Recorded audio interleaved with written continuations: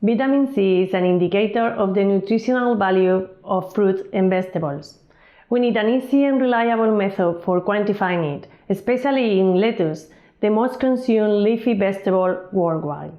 This method prevents vitamin C degradation and provides an enhanced extraction and a fast, reliable quantification of both ascorbic and dehydroascorbic acids, thanks to its high resolution, accuracy and sensitivity.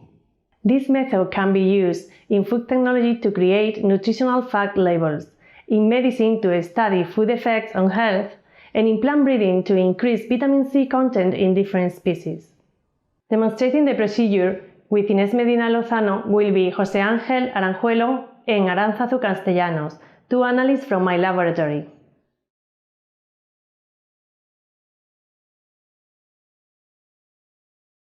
To prepare the plant samples, harvest at least one outer and one inner leaf per plant, and immediately freeze the leaves in liquid nitrogen before placing them in -80°C storage. To lyophilize the frozen plant samples, place the uncapped sample tubes on the trays within the freeze-dryer chamber of a lyophilizer, and program the lyophilizer as indicated.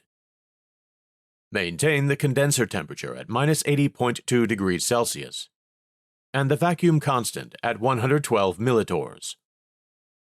When the material is completely dry, add 10 mm diameter stainless steel balls to the lyophilized samples in 20 ml polypropylene tubes, and use a multi-tube vortexer at the appropriate time and intensity to grind the samples into a fine dust.